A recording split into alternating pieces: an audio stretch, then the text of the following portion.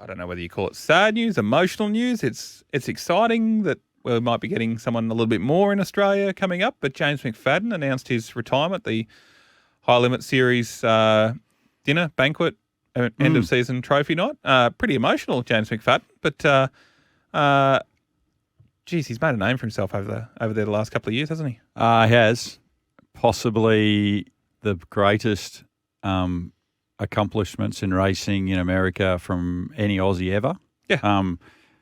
Phenomenal talent. We've known that for a long time. The guy sells tickets. Excited to have him back in Australia. And as both of us have both got young families, so I can totally understand his decision to want to come home and put Mab through the schooling and do what they need to do and be home and just settle down a little bit.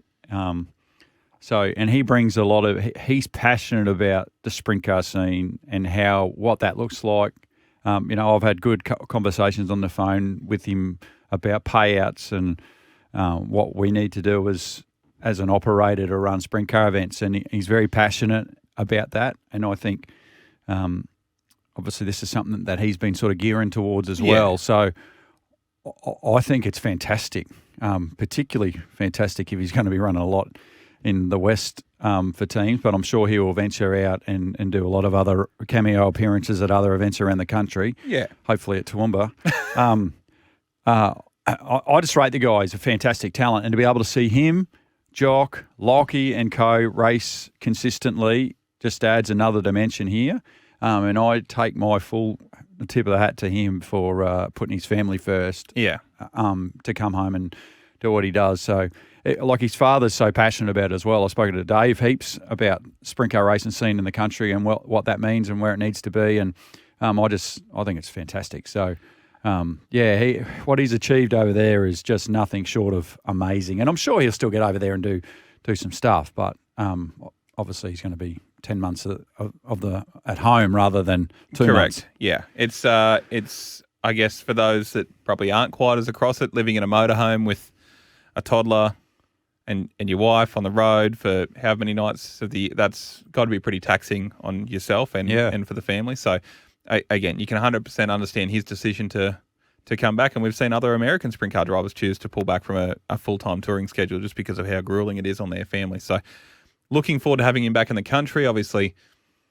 Hopefully just taking some time for himself and the family before he, I guess, rejuvenates himself, revitalises life and goes, righto, let's do some Australian sprint car racing. And I think it'll be a great thing for the Australian public. And on that front, who knows what the next 2-3 years looks like for him, whether he decides to get a little bit more involved in the management side of things or put his hand up to see if he wants to get involved in how things look for the future of the sport. He's obviously got some opinions, like you said, and I think we'd be probably well-versed to take some of those opinions on board.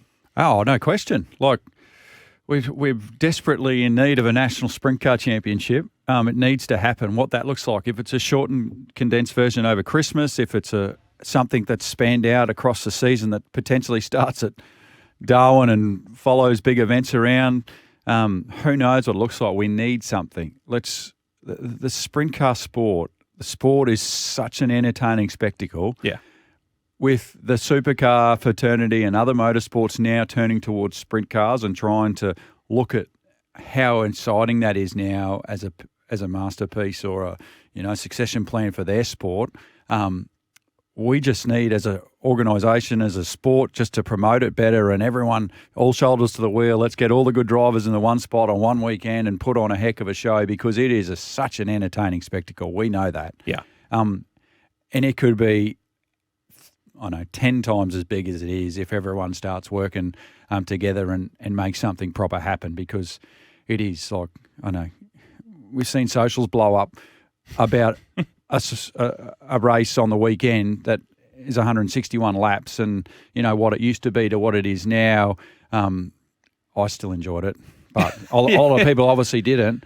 But yeah, they're looking for other fixes for their motorsport entertainment. If that becomes the Speedway world, may as well get them into our side of the fence instead of letting them go and watch soccer or cricket or whatever over the summer. So the time to strike is now. It is. It really is. Short, sharp entertainment. We can take that journey. Speedway spells out a whole story over, 2, 3, 4 hours tops from, from the start of the night to qualifying to heat races to that main event at the end, the big crescendo at the end.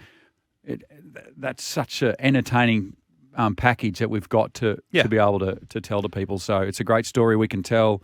We just need to get everyone back, having James back with what he's learned with the High Limit Series and how he's seen the professional side of the American sprint car scene run. It's great to have him back.